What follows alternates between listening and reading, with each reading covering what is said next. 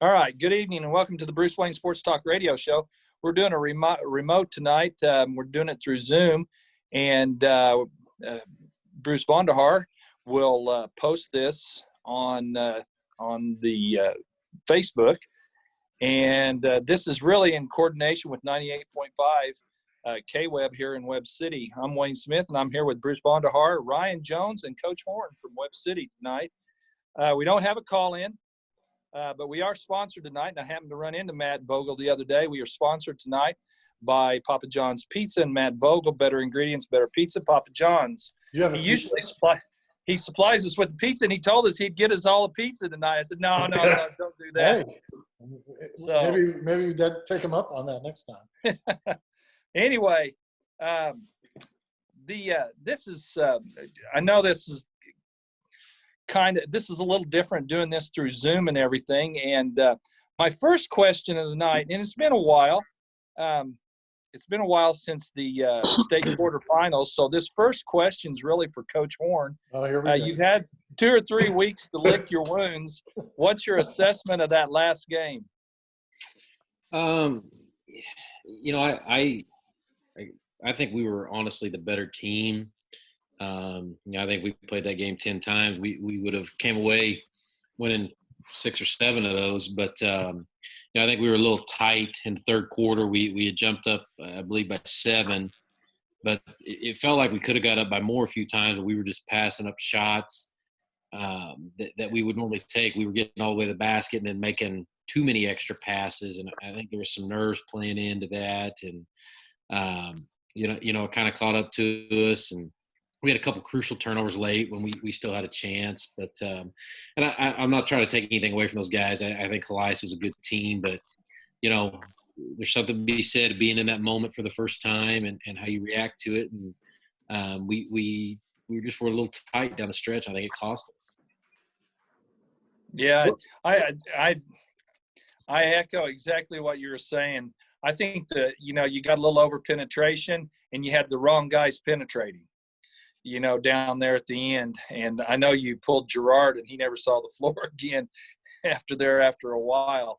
And I thought Helias really attacked you down on the box. They took it to you inside the lane, and that's where they really got you in that third and fourth quarter. Yeah, we had some matchup problems. We have some big, strong kids, but they had a height advantage at a couple of positions. We were similar in spots, but they were able to get the ball inside. Their one guard's a very dominant player, and we were trying to limit his penetration and limit his shots, and he was finding open people. And then they had a kid that shot the ball every bit as good as Tanner Rogers does, and I thought we took him out of the game. Sometimes you got to give some things up, and they exploited us a couple times inside. And, again, like you said, we over-penetrated and made one too many extra passes instead of just going up and finishing plays when we had them right there at the rim. And, again, I think it was a lot to do with nerves, but, and the whole situation was just – it was odd. Yeah. Fans did a good job. That's what I was going to ask you. This was the very beginning of this whole thing that we're in now. So I don't remember what the number was. Jason, was like 20 or 30 people per team or something that they let in the gym. 60 assistant personnel that counted the 50 players and managers that we brought plus administrators. So okay, so what was that like? Yeah, when you got there, you were going to have to enter at everybody entered at once at a certain time, and there was a list. And we had met the day before. The parents told them this is what's going to happen. Each kid had 2 slips where they or tickets, I guess you should say, where they wrote down who's going to be their people that they brought with them. So each kid brought 2 parents or significant people in their lives. We had a list made. When we got there, Coach Roderick, he had to basically head check everybody that was on that list. And we went one by one into the place. We were not allowed to go in till right at a certain time. And I want to say it was noon. They let us enter the building maybe, but they kept us out in the cold till then. And you filed in. Once you got in, you got changed. You try to keep everything normal, but it was a big arena. You got on the floor, and it was just a different atmosphere. It was eerie.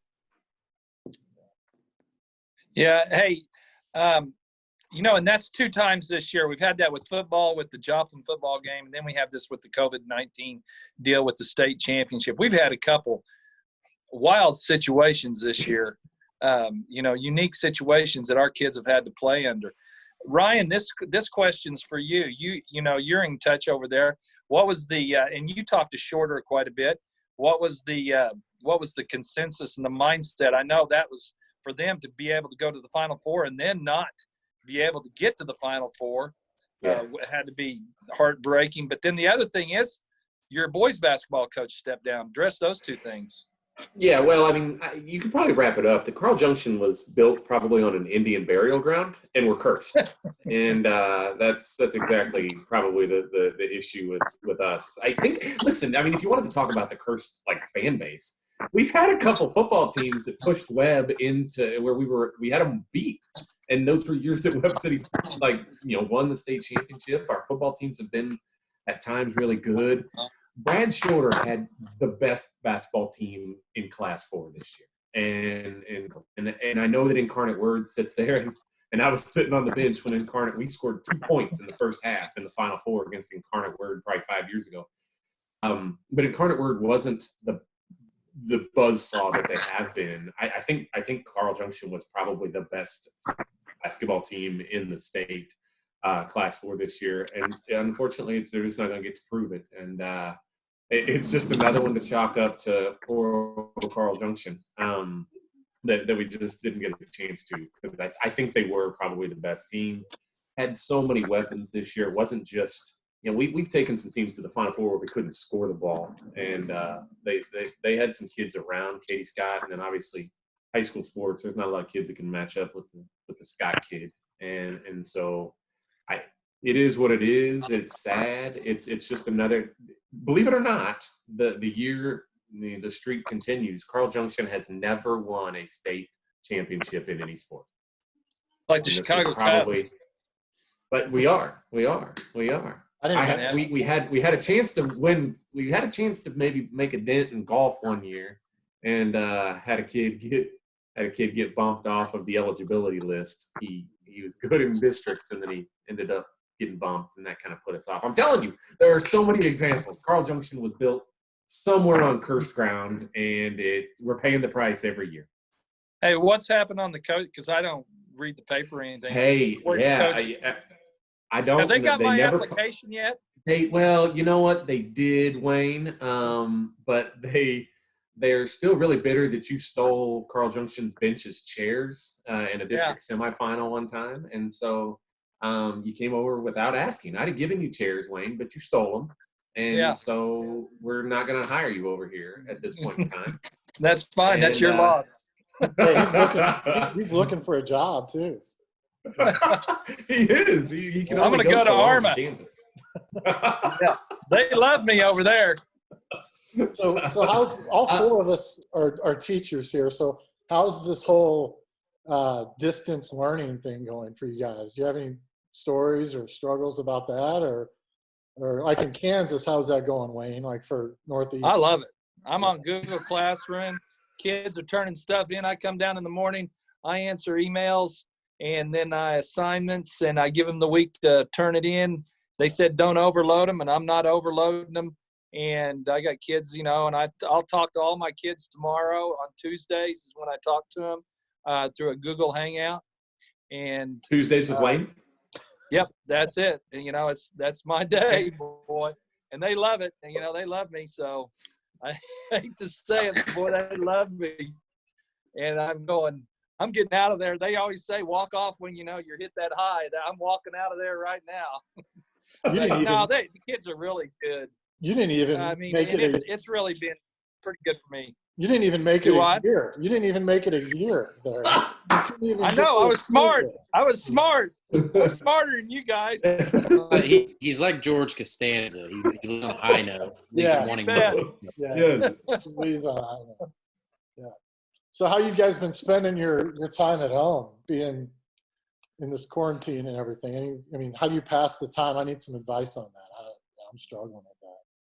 I guess I ignore it, and I just go out and get on my bike, hit golf balls, and go do what I got to do. And And I haven't changed much. I've been fishing and golfing and everything. So I'll probably be the person that dies. Yeah, the elderly are vulnerable. So Yeah. They are. They do. You're in that age bracket, Wayne. Over 70. Yep. I go get on the trail and I take my kids out and we practice, me and my son, a lot of basketball and baseball, and my daughter basketball and softball. So, but I'm running out of things to watch on TV. I did the Tiger King right off the bat. And Yep. so that's funny. That was on my list to talk about. Was Tiger King, so. Worth watching. Yeah. Bruce, I think it's going to be interesting to look back at this 15 years from now. But I don't know. You get to spend a little more time with your family, and that's, as long as my wife doesn't kick me out of the house, that's been a good thing. And practicing sports with your kids and whatever, and spending some time with them. It's you can only mow the yard about once every 3 days, and now that it's rained, I can't do that. So It's cold, but I'm hoping for another warm stretch so I can ride the mower a little bit more next week. But yeah, that's what I find myself doing is mowing a lot and then playing catch with my son, and you do kind of wonder in the future if kids don't look back and remember this time that their dad got to play with them. You know what I mean? Like that. We're always busy with school, and maybe they may see this as a different phase of their life. It might be the greatest spring they've ever had. Yeah, because they got to hang out, and if we did our job, it may be enjoyable. No, I agree with that. One of my buddies that I used to coach with, we were talking about that, and he said, these kids maybe living their best life right now. They're going playing outside every day, or really before we went on home lockdown or whatever, they could go out and play with their buddies and stuff. So it's different. I wonder what athletics are going to look like when we go back, though. That's a good question. That'll be interesting. To see how the football guys handle that. I mean, if there's no June or July, June's big for us in basketball, July for them. So I'm curious. I mean, I'm not going to feel sorry for them because I have my guys 2 days before we play every time. But been there. Well, I think it's a real possibility this could go obviously and affect summer stuff, Jason, like summer camps with your guys, summer weights, obviously football team and fall sports do a lot. Well, every sport does a lot during the summer. So what that's going to look like. I mean, do you think that this could go that far? Like we're sitting here in July and we're still not a whole lot of progress. Man, I think you probably go ahead, Coach. Yeah, it scares me because June's big for schools anyway. Summer school's big, sure. Money wise for schools, but on the athletic side of it, for us, that's when we do all our installing and things like that. And we're going on year 5 next year. That's losing a lot of reps that those kids aren't going to get. Because we're not going to have a lot of prep time going in. So I sure hope it doesn't go to that. And, I'm really curious how everybody's going to handle this, whether if you can't do it in June, do they move stuff into July? There's a lot of possibilities with it right now. Not only that, I mean, if you start to think about, like, kids have tasted the good life. Like, there's 100, it feels like there's like 900 kids that play football at Webb City High School. Well, now that they won't have had activities go on for 6 months, I can go hang out with my buddies. I can do things at home. I don't have to do this grind. Once they get out of Alcatraz, it might be difficult to tunnel back in and get these kids. Maybe they may be so excited to see kids and do sports, and who knows? I don't know how that's going to look, but they said Coach right. They said Roderick broke out in hives when this all started. Jeez. He's just scratching. John Roderick personally will stop the coronavirus. When it's That's time, what we need to do. When it's That's time, exactly. he'll put a stop to it. I mean, I've got no There's doubt. no question. That's why I'm very confident. I'm not worried about this. I know he's got it under control. Exactly right. He's out pouring bottles in the chemistry room trying to figure it out and get a vaccine just for the football players. Yeah. Evening Christmas. Well, do you think that this is going to – the funding for summer school, have you heard anything about the funding for summer school? I did talk to one of the guys at Carthage and said that they have already switched to their summer school funding. So I do believe funding is going to happen for summer school. Now, whether or not it actually happens is a whole different conversation. But that's as far as I know, the funding is going to come in for that. Okay. That's why I wanted, because that's going to determine a lot of, that's going to determine the start, whether, like I think Coach Horn said, are they going to start June 1st? Or are they going to start July 1st? When I see a lot of dates at August 1st. Yeah, I know there's another district that said if they had to start it in August, they would have summer school. Oh, wow. So Really? they plan to do something with it. I mean, you think about it, if we don't go back. We do have a late start to the school year. Yeah. Yeah. What is it, August 24th? Yeah. Yeah, that's true. It's late. Yeah. So they could start late. I saw today, we can get into it a little bit. Chris Fowler, I don't know if you guys saw this, that he said there's a big wave of communication in college football right now. That, not saying it's going to happen, but there's an option out there to play football. They don't want to miss an academic school year without playing football. So possibly playing it in the spring. So starting football season in February and then playing March, April, and May, play a football season. Now Fowler, who I think is pretty well connected, said that's on the table for college football. But, there's going to have to be a decision that's going to have to be made, by June, because that's you start bringing guys in not too long after that, end of July. So I think that's on the table. Yeah, what I've seen is the late, because home, they're in November and December, so they could squeeze that without having to go. So they've got a month to play with. They can start their season as late September and still do their bowls and everything. So to go in and jump over the top of basketball and baseball, I don't think would be right. Just to cover football, I don't think that would be right at the NCAA, even though I know that's their big money. But I wouldn't do that. I wouldn't go to the spring at all. I think that. Well, and they talked about that. The article that I read, it did mention that, and they said, well, we just live in unusual times right now. So I mean, it's either that or not play. So, not saying and money talks, so you got to play it.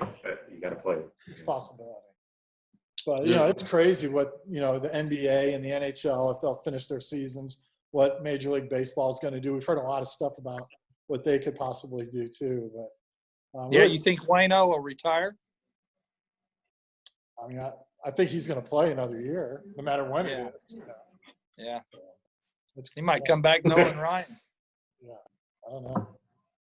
I say bullets on some of those guys' arms. That wouldn't be a bad thing, some of those pitchers. But I was watching an online clinic today, and they were talking about the recruiting of it. And Mike Bray at Notre Dame, he said that, he didn't even know what Zoom was until all this happened. And this is how he's having to recruit now.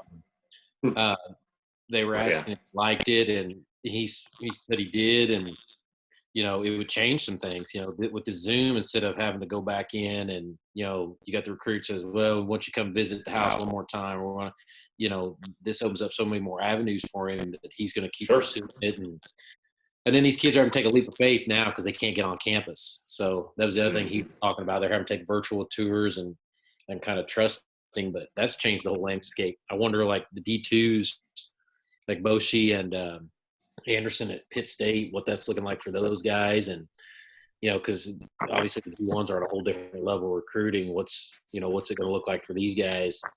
Are they having to do these Zoom meetings? I mean, it's really interesting. Yeah, it really is. Yeah, I mean, everything's different. And then when we get back from all this too, do they play with fans? Do they play with no fans and kind of ease into it, or do they?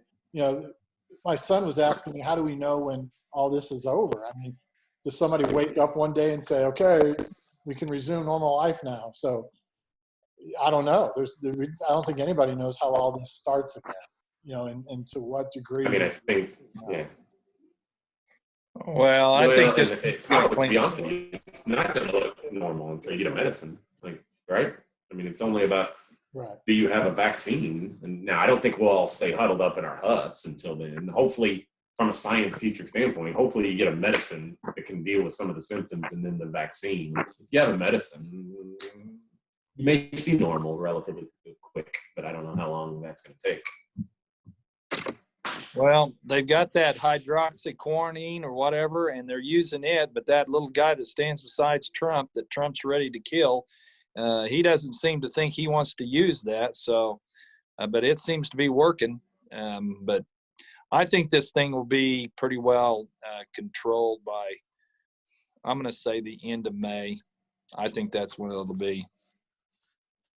And I think we got to be optimistic, but I think by the end of May it'll be pretty well under control, and things will be back to normal. I think by August 1st. I think we're looking too far Did out. you just break news? Huh? Yeah. Did you just break news? Did you break news Yeah. that he's firing Dr. Fauci? Yeah, he needs That's big to. news. We need like a button for that, Bruce. Need to. He probably has already, and I don't know. You know how I am. You know how I stay up. Yeah, Bruce has to break everything to me. Hey, Wayne, did you know this? Well, it happened a month ago. Yeah. I read somewhere yesterday, Fine. Texas is getting ready to open back up and go to normal work and everything pretty quick. So now I know they're like their own country anyway, but it just takes one to start doing it and start falling in line.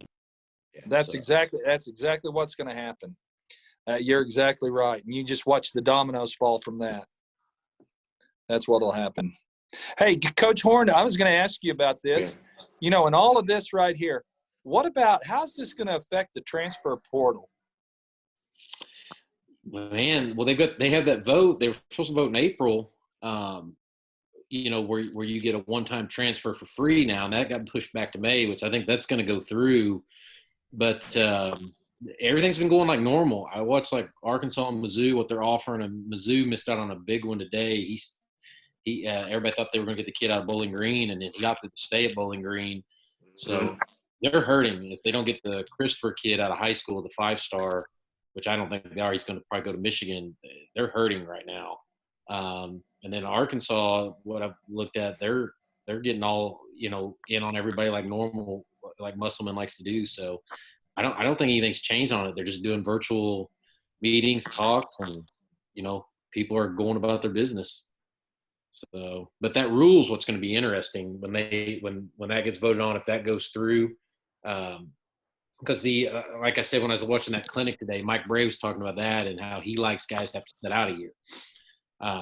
You know, he uses it as like an internship for a year where they sit out and they can learn, get better, stronger, or whatnot. Because he had to do that when he was a player. And I think, you know, if they're gonna let the coaches move freely, really, the kids, what's it hurting? Let them go one time. I know everybody says we're creating a society that, you know, they don't know how to handle adversity. Well, sometimes you're just not the right fit there. You know, they got 4 years to play. You want them to go play, in my opinion. I would, if it was me, I'd go somewhere I was going to get time at this point. But I don't think anything's changed with it. And and come May, that thing will open up wide open once that vote goes through. Yeah, that's what I was wondering, how much that's going to increase the number of people that enter into the portal and everything. And I think the increase will be from the D2 level to the D1 level. That's my opinion. I think there's enough of them out there to move into the D1s, but I think that portal will go nuts in May. And you have to, and like, I don't think it'll change a ton, but they have to have scholarships too. That's the other thing you got to remember. So it'll be interesting to see if like football, instead of signing 25 guys, they sign 20 or 21, and they hold 4 spots over. But schools like Alabama, where that 4 spot might get on the field, well, you know, he may look to go down to a Mizzou or a Arkansas or whatever, you know. So that's where I think you'll see some of that happen. So basketball, I mean, they've been doing it quite a bit. So, well, I was looking at a statistic here. In Division I volleyball is given you. What? Are they still going? You're fine. No, I mean, Division I volleyball has just in the last couple of years given the free pass transfer, and it is a lot of kids have started moving around. But like Coach Horn said, you're looking for the best fit, and sometimes heck, back in the day, you verbally committed age like 15, 16, 17, and you didn't know where you're supposed to go. And you get there and it's an opportunity to kind of get out of the situation that you didn't realize what you were getting into. As you make a decision at age 20, it's a lot more mature than it is at 14, 15, 16. So, but yeah, a lot more transfers have happened in volleyball. It is, and it's going to, but it's just going to be the nature of the beast and the way people are going to conduct business. I don't think it'll be anything that destroys college basketball. It just makes a better shopping market in the spring. Yeah, yep. There were 704 kids that entered the portal last year in men's basketball, just in men's basketball. 704, and 44 were given waivers to go through. So I guess you got to go through a waiver system to get through. But 704 in men's basketball.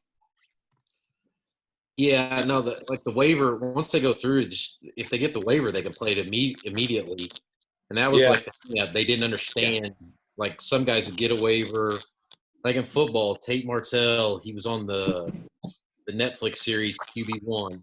He goes to Ohio State, doesn't get on the field, decides he wants out of there. He transfers to Miami, and he's granted immediate, playing time. He can immediately start to play, as opposed to there was and I can't remember what it was as a kid that had a hardship. Grandma or mom, someone who took care of him was dying, wanted to go back closer to home, and then he wasn't granted his waiver. He had to set out for the year, and they didn't understand, there was no checklist of you got to pass all these things to get the waiver granted. Now with the new rule, if it goes through, they get that one time and they're good to go. Yeah, there's 8 things that they've got to hit. One of the 8 things to get the waiver, in which that was one of them that you mentioned. Usually they've got a grandparent or a parent or somebody they got a hardship of some way. So yeah. So what do you guys think about next? We do have sports next week. I mean, the draft is next week, the NFL draft, right? Isn't that next week? Yeah. So, and they're going to do it from Roger Goodell's basement. It's pretty funny too.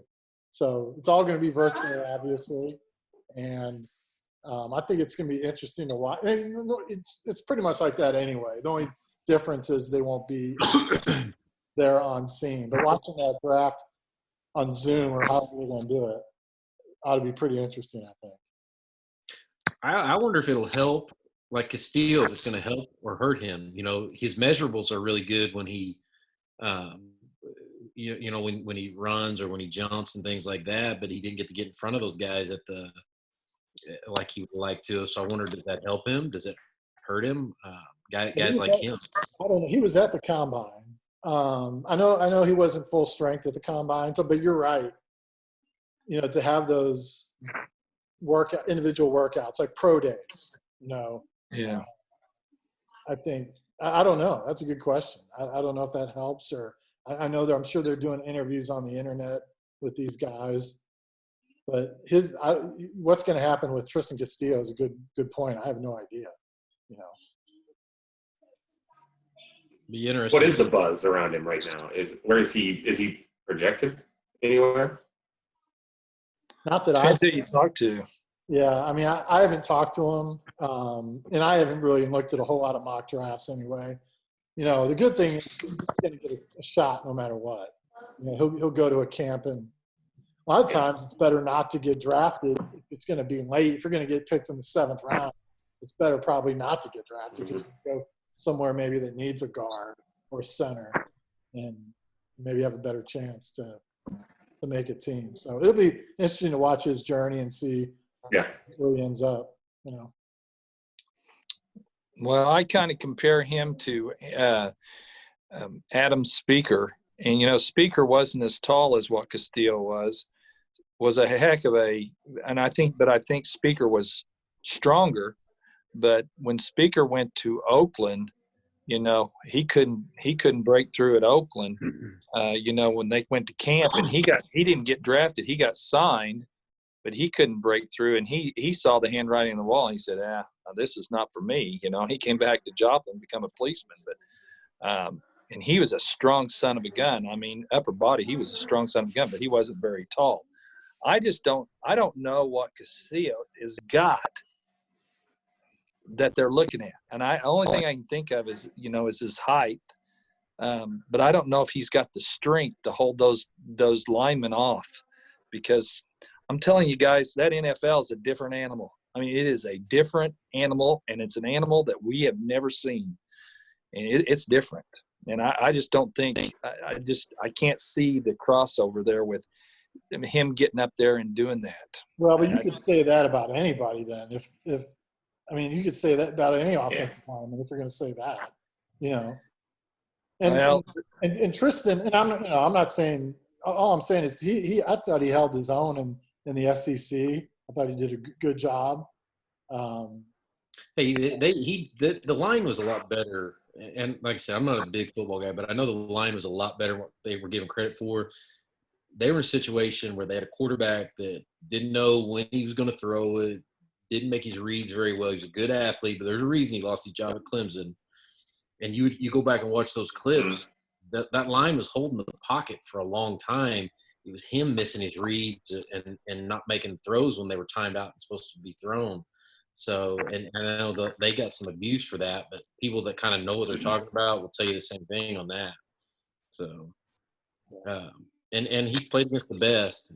And when I talked to him, he came to basketball practice a little bit over Christmas break. And he was talking about, going back. I'm like, what were you thinking? He's like, well, you get a whole new staff. If I go back, I got to start totally over again. I've done it once, and the only thing it can do is either, is potentially hurt me if I get injured, or if I don't have a good year, then I slip. I'm coming off of a decent year and a couple of them right together. He goes, I might as well capitalize now. And he signed with an agent, and he's getting good training. He's had good training at Mizzou. He's getting even better training now. So it'll be interesting to see what happens with him. And he's a 3-year starter too. I mean, he's got a lot of experience. 3-year starter in the SEC. So, I'm not saying you got to remember he's been there 4 years. Been there 4 years. Yeah. Got redshirted. He's a grown man. Yeah, I think he made the right decision. It's just I'm just saying it's not a lock.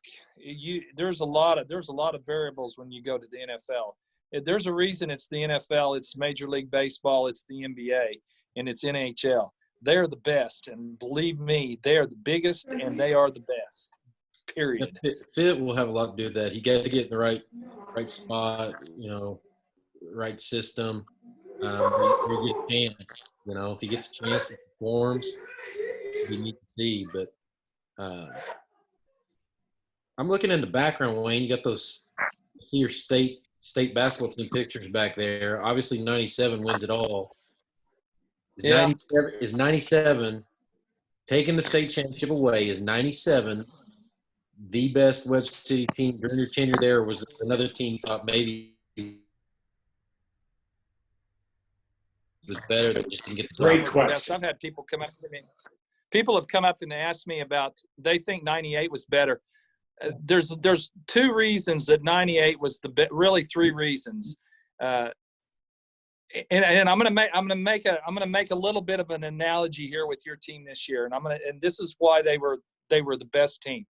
Tracy Wistrom and Andrew Speaker. You could put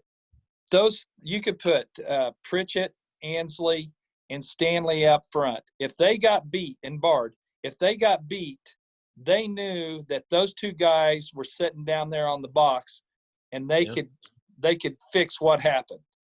And those 2 guys, a lot of people look at everything else, but they don't realize the defense they were able to, how fundamentally sound they were at defense back there in the back. And they took care of everything. They gave them 1 shot. They altered a bunch of shots, and that was the whole reason. And then when you go to 98, you got Maxwell and Myers there, and taking nothing away from them, but they were not Tracy Wistrom and Andrew Speaker. And those 2 guys were very good. That's the reason. And then you had Dan Stanley, who he was his junior and senior year when he got the ball in his hands, he made it happen. I mean, he didn't, he just took the ball to the hole and he took care of business. And those guys kind of got out of his way, and you knew you could rely on him for 15 to 20 points every game. And That's why I think they were the best. There's no way that 98 team was better than the 97. The 97, they're the state champions, and there was a reason why. And I think those two guys down there, I saw them take Jefferson City Helias apart up there at Parkview that night, and it was really something to watch those guys. But that was the whole thing, and I think that's where Helias you didn't have a speaker and you didn't have a Wistrom down there on that post to take care of those guys when they made their drives to that, in that lane, because that made a big difference for us.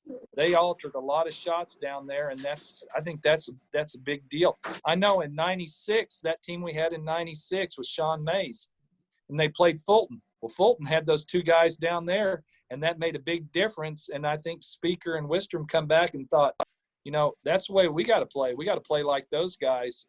So that's why I think that 97 team, there's no doubt, that's the best team that I've ever seen come through Webb City. I think you're 100% right. We did not have a true big man. Steve Hunter told me years ago, to win it, class 4 or 5, you have to have a big man or a couple of them. But so would you say, if Stanley the best player to come through, who are the best 3 players in Webb City basketball during your time? Good question. I think Wayne, make it 4. I think Stanley's the best. Eric and I had talked about it. He said the only thing that kept Dan from going to Mizzou was Dan didn't have the explosiveness with the ball. When he couldn't put the ball on the deck and explode to the basket. And his ball handling skills were as good as we think he was. He wasn't that good because and Eric worked with him, and he would give Dan all sorts of drills and worked with him all summer on that to get his ball handling skills better. And he just never got to that level. And I think that's the thing that kind of held him back. But I still think, boy, you could rely on him 15 to 20 points every night. And that's Bobby Knight used to say, I want a kid that I can rely on, not 2 points tonight and 25 points the next night. I want a guy that I know that I'm going to get 15 to 20 out of, or if I'm going to get 10 points. And that's what Dan Stanley was. I think the other one was, and a lot of people overlooking, was Mark Smith. Man, Mark Smith he could get down on that post, and you couldn't move him. And we lost a game up there at Missouri State against Eldon, and all we had to do was just throw it into Mark. He'd had 50 points, and we didn't do it. But Mark Smith was there isn't a person around that could probably stop him. I think and John would probably tell you the same thing. Robert Fisher. Russell's his brother. Robert Fisher was he was probably the best shooting guard I ever seen. He was one heck of a shooting guard. After that, those 3, I don't know. I'd say that's probably the 4 or 5 best ones that I saw come through. And what about Blake Bard? Bard was good. Here's Also the Blake deal Bard. on Bard. Bard got good when he got to college. Yeah, he was good. When he got under Corn, That's true. he related to Corn, and he turned into the player that we wanted him to be. He had here's what I always tell Blake, you had the one game we needed, and that was against Willard. He lit Willard up over at Joplin High School, and that was the one game we needed. But he played well for 2 years. I mean, Blake was a heck of a player in high school for those 2 years.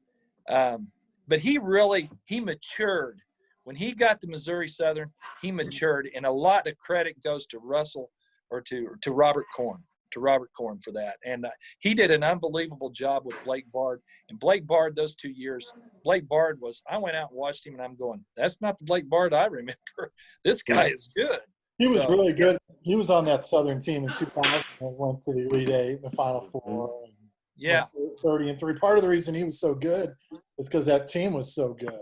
He came off the bench and had a role and did an awesome job. He wasn't the guy by any means, but he was definitely in that rotation and a big part of their success. But remember that team with Escalera and Guaya Santiago.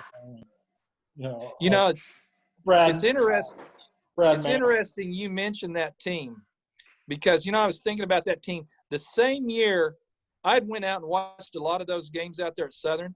And then that was the same year that I took off. The first year I'd went out to Duke to their coaching clinic, and they just won the national championship.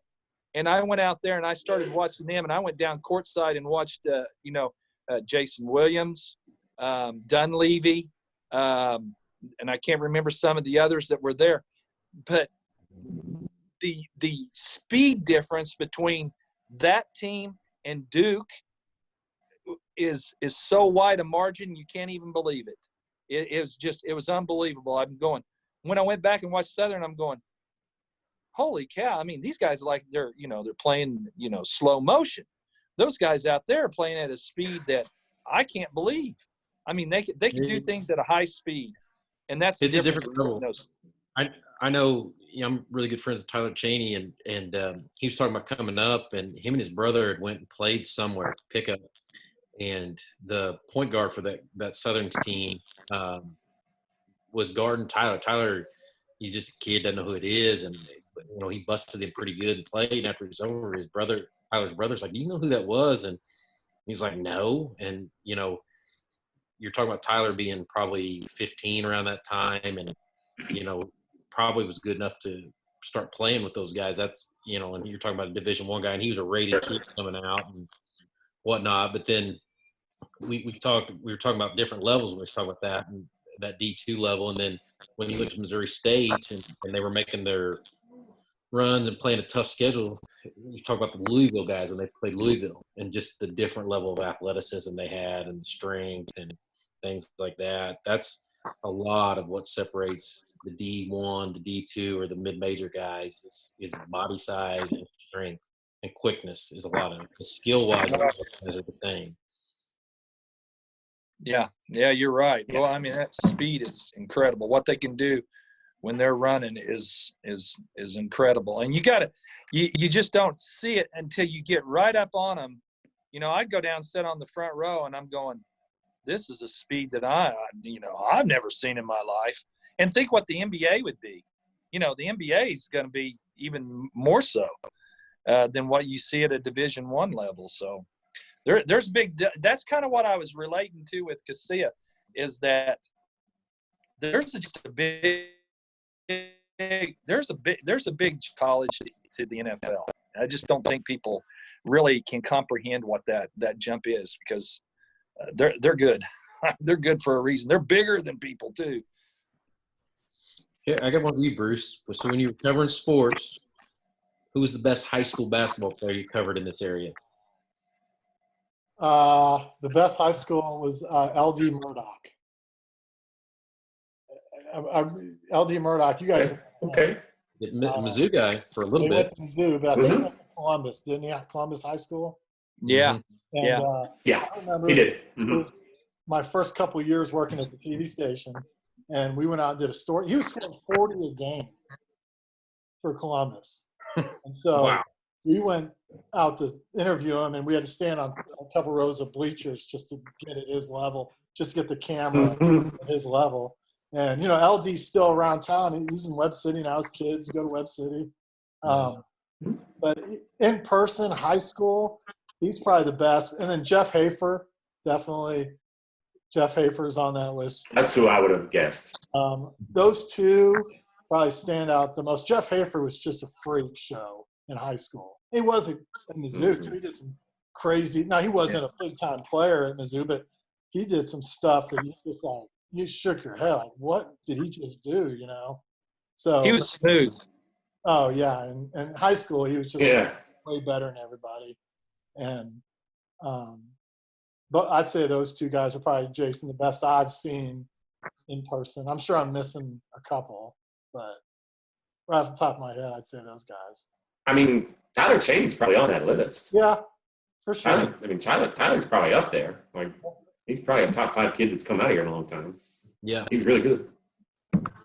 Brad Shorter was a good player. Yeah.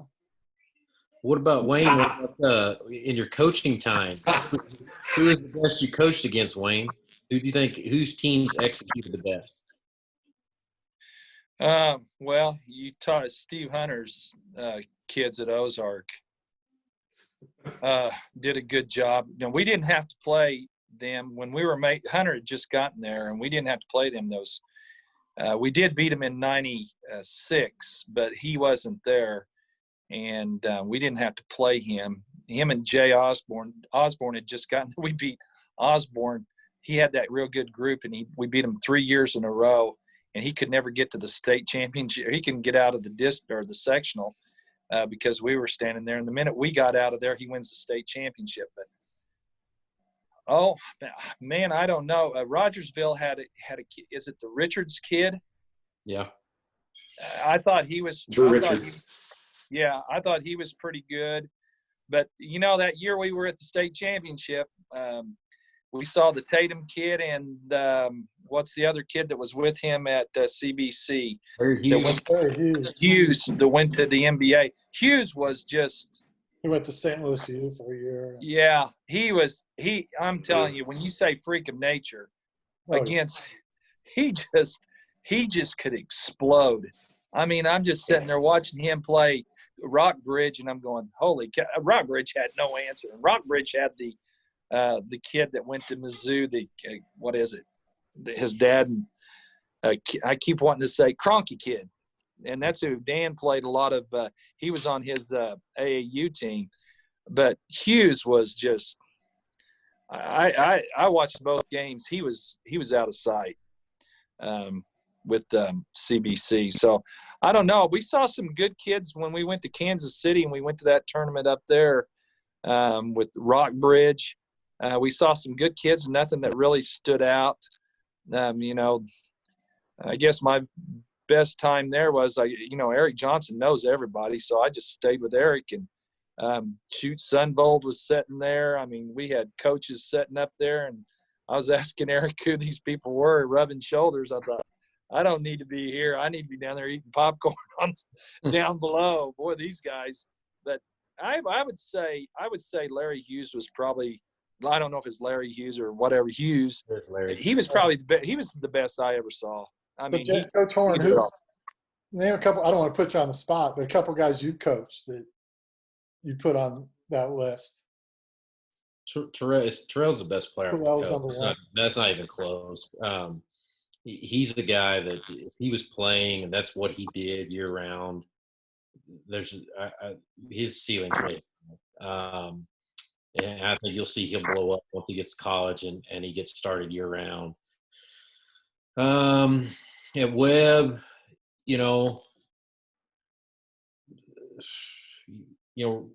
Rogers is the best shooter that I've had there. As squirrely as Pickett could put the ball in the hole, and then Trey. My first year, if we don't have Trey, we don't win that district. The thing that stands out about him is his hands.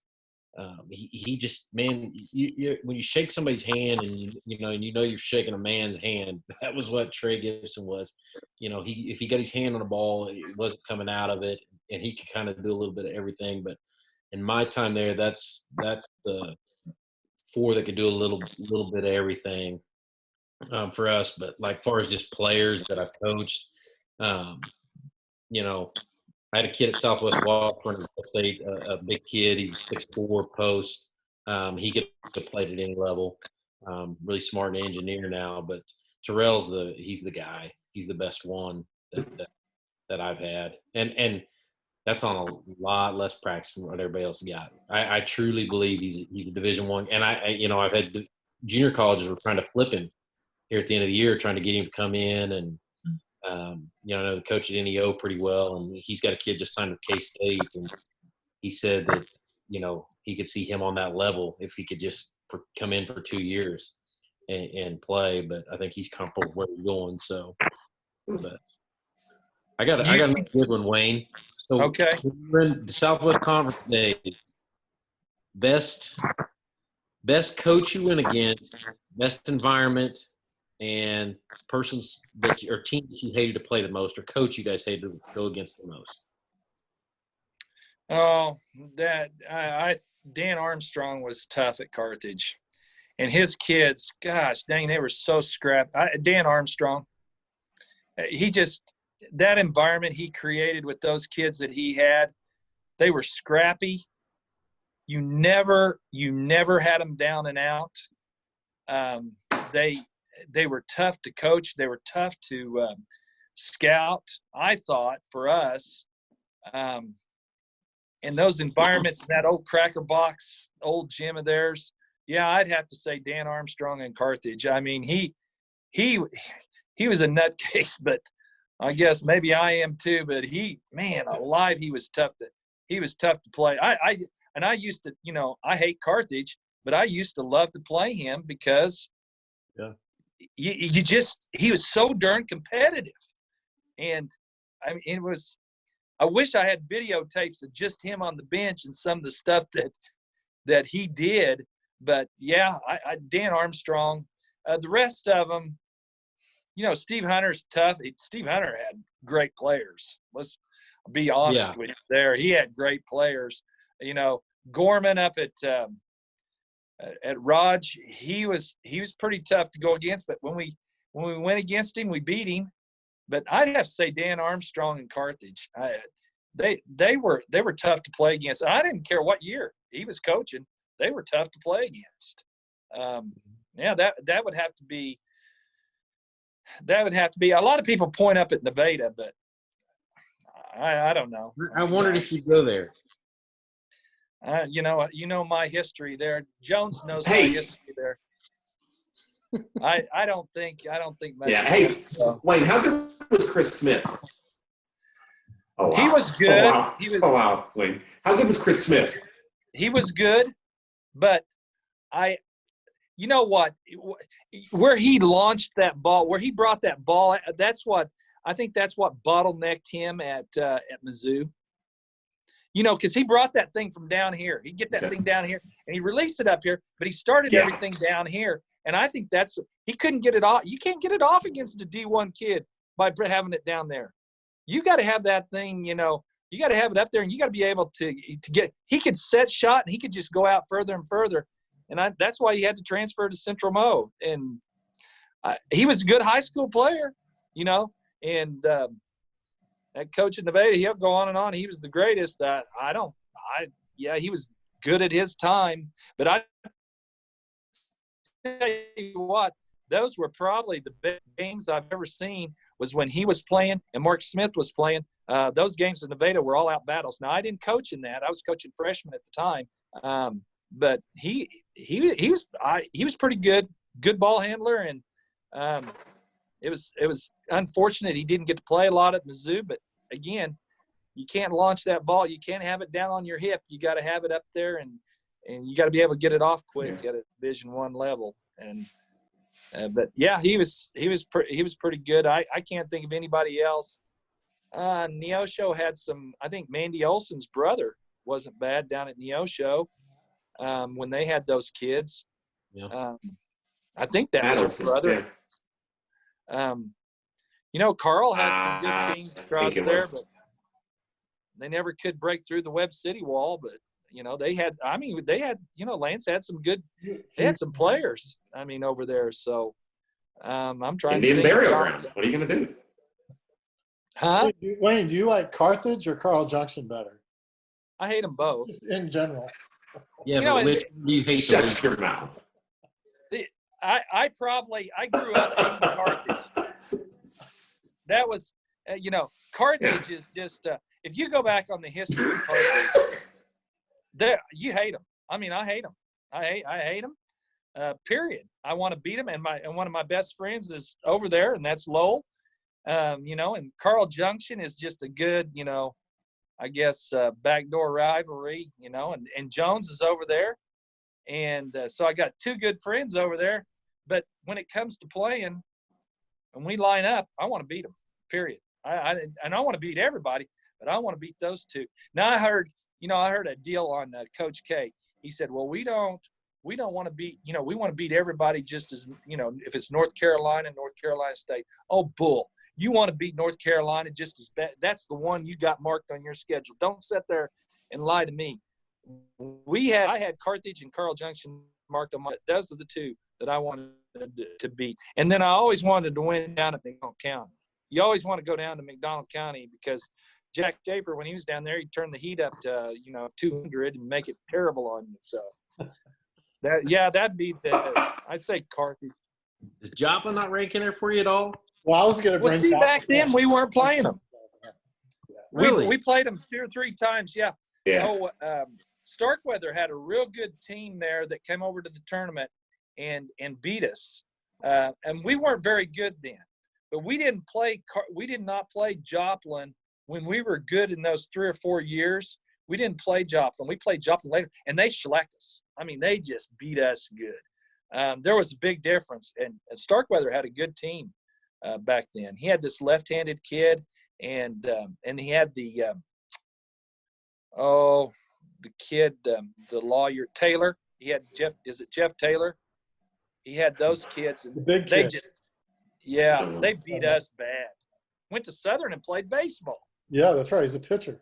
Was you a proponent of moving to the COC, or Yes. did you think the Southwest Conference should stay together? No. We needed to go to the COC, and that was one of the best. And I still think, a lot of people in Carl Junction, I don't know what Jones thinks about this, but I still think that was a good move for Carl Junction. You're not going to get better playing down. You're going to get better by playing up, period. And, you and I talked about that. Wayne, we haven't won I agree, but Wayne, we don't win anymore at all. And Doesn't matter. You're Like, going to get better. it's rough. It's rough. Yeah. We're You're gonna not. get better. We're not. In fact, we're a revolving door of coaches at this point because we can't win. It's because you can't hire me. That's it. I know the iron sharpens iron is. Ryan, you didn't answer.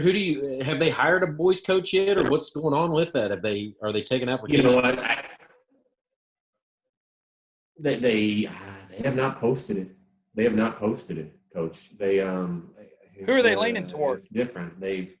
I think all things that I've heard is the 2 assistants. They haven't posted it, and I assume, but they also haven't made a move on it. So I don't know exactly what the plan is. That's Polk and Bennett. Which you think they'd open it, but I have not heard that. Yeah, Payton and then Justin Polk. So I don't know, man. I don't know, Coach. It's If we're all being candid here, do you think it was he just going into the COC? It just was a lot more than what he thought it was going to be, or what would you think?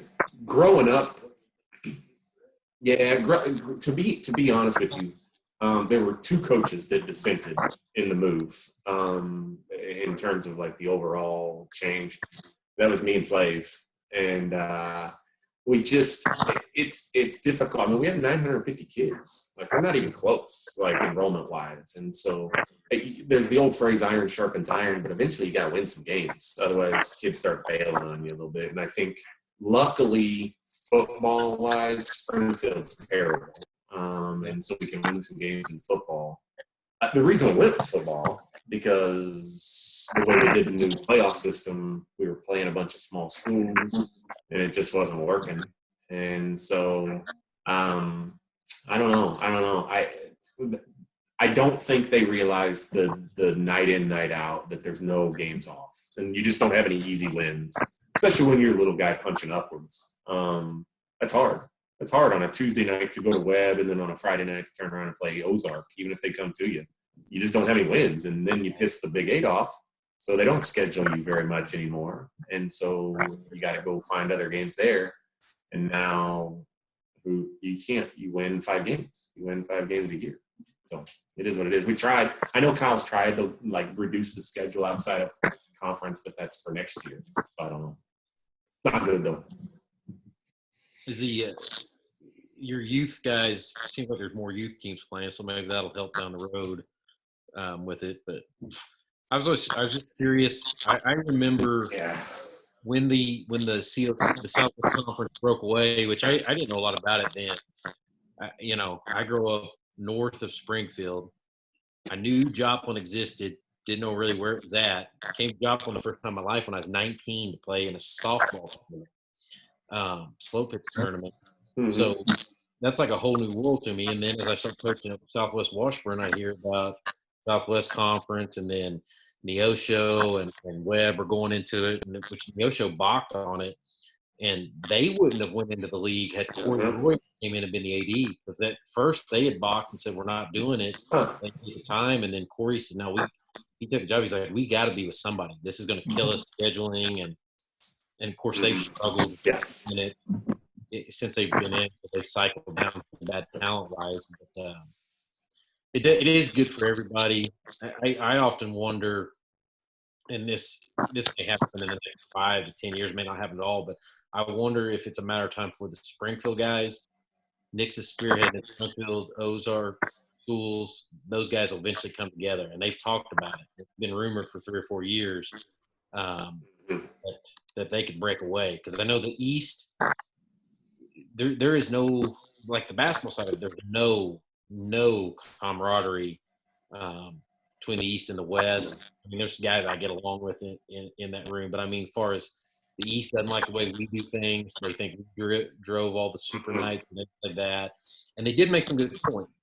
They can come down and play us on a Friday night. Nixie can, and crowds aren't great unless it's a stupid, and no one really cares. But they can go play the Springfield schools 15 minutes from them.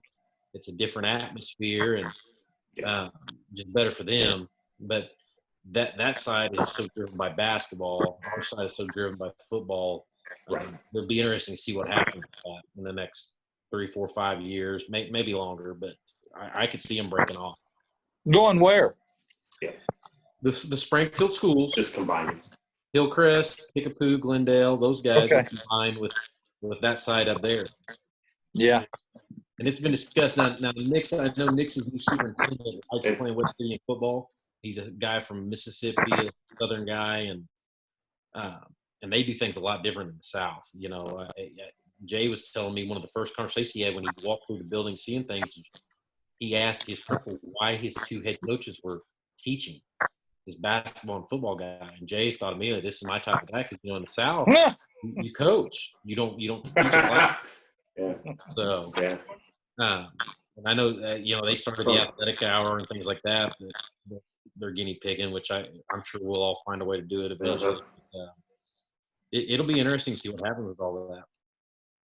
Yeah, it's funny you say that about the athletic hour. They're thinking about going to that next year, even though it's Northeast over there in Kansas. They're thinking about going to that athletic hour. I think that's.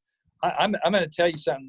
Why they have not went to that, why they won't go to that, is beyond me. It gets kids home earlier. It just gets things going, and they're getting home too late as it is. And Dick Rippey took the Bentonville job, and he told when he was interviewing, they asked him basically, tell us about your school day practice, how that works, and they were appalled when he told them that they started practice, at 3:30 or 3:45 whenever school got out, and they weren't done till 6, because they have their athletics hour and they're done by 4, 4:30 every day. And there's a lot to be said on that. We're no different than band, Sure, or choir, things like that. Those are extracurricular, just like we are. We just are looked upon differently. So, but I know Nixon had to hire a lot of extra staff to do that. So it how it looks is would be hard for a school, if they were tight on money, to figure out how to do it. So, because you got to get your assistants in the practices and things like that when they start. So. Well, do you think this COVID-19 deal is going to reduce student numbers, or it's going to increase them? Do you think more kids are going to go to homeschool, being that we got the upstart of a homeschool basketball team and everything, which Andrew Speaker's boys on? Yeah.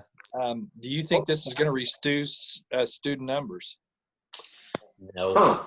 I really think, and I see some of the kids in the neighborhood over here where I live, I saw, like Devin Weathers the other day. He's like, I never thought I'd say it, but I miss going to school. I'm bored. I want to be at school. I think you're going to see some parents that probably appreciate what we do a little bit more. I know I've got a 2nd grader, a 4th grader, and an 8th grader, and I'm sick of doing the 2nd grader to work with him.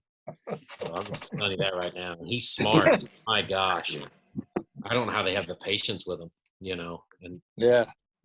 I think this gives everybody a taste of homeschool. And yeah. maybe Uh-huh. families that were thinking about it, maybe this way, we're not thinking about it anymore. You're going to go off to school. Yeah, no doubt. It might increase numbers. Yeah, it might have go the other way. Yeah. Mm-hmm. Yeah. Well, before you put this on the internet, Bruce, you better edit it. I can edit the part out where you were ripping local. Langford, Langford and yeah, I might need something down the line. Well, we've gone well over an hour. You guys want to keep going? You want to wrap it up or what? You guys No, I'm hungry. I'm right. hungry. Okay, well, we can do it again. Let's do it again. Yeah, I like this, So- doing this. We'll do And it I'll again. try to tender my thoughts. Yeah. Hey, I'd rather be candid on it. Hey, I guess. I'm literally thinking about starting. I've got to get with Bruce on how to do it. But I'm thinking about starting a basketball podcast where I interview current and old coaches, where I could just get their thoughts. I'm seriously thinking about doing that. But I've got to. Bruce obviously would know how to do that stuff, and I'm going to visit with him at some point that's a good idea. on that. But just something where I can, where they have a chance to be candid with it a little bit. So. Before we leave, I'm gonna throw this out. I was thinking about this the other day. I was on the mower and I was thinking about this. I was thinking about, like you were saying, who are the best basketball players I've ever seen, at Web City and everything. There's one kid that I think goes totally unthought about or anything, and that is John Roderick Jr. John Roderick Jr., if he hadn't have twisted his ankle, that deal, he might be one. He was I would watch him and I would think of Tracy Wistrom. He was the second coming of Tracy Wistrom. And that is a kid nobody ever talks about in basketball. And he was probably one of the best basketball players around the basket and totally was not used the way he should have been used at Web City. And he grew. He could be a big kid. Went from a little guy to a big man. Yeah. And he was his senior year. His junior and senior year, I'm looking at him and I'm going to games and watching him play and I'm going, holy cow, this kid, he's a player. And they just did not really get around him and utilize him the way that I thought they should have. So I think he's a kid that I look at. I put him in the Tracy Wistrom category down there. He could spread out. He had a wide wingspan. He could alter a lot of shots down there, and it was just a shame they didn't win. It was a real shame that team did not win because they had a lot. They had Katz, two boys. They had John. They had Slaughter, which was worthless. But I thought John Jr. was one of the better players. What are you saying, John?